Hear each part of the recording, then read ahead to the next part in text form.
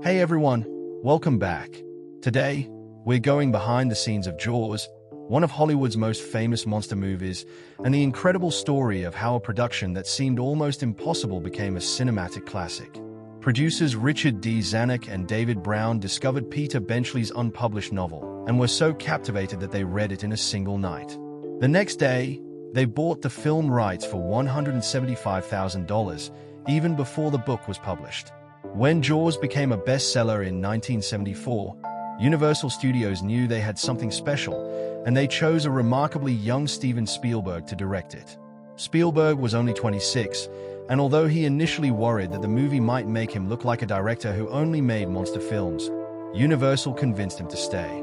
The production was planned with a modest $3.5 million budget and a 55-day shooting schedule, but almost everything that could go wrong eventually did. Casting was another challenge.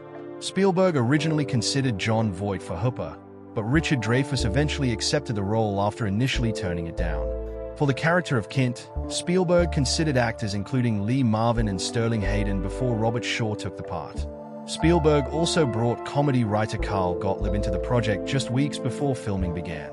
Gottlieb ended up becoming a major part of the creative process, rewriting scenes and developing dialogue alongside Spielberg and the cast. But the biggest decision was still ahead. Instead of filming in a controlled studio tank, Spielberg chose to shoot in the real Atlantic Ocean around Martha's Vineyard. He wanted the movie to feel authentic, but the ocean quickly became the production's biggest enemy. Rough water constantly moved the boats, sunlight changed throughout the day, and the crew sometimes managed only a few usable shots.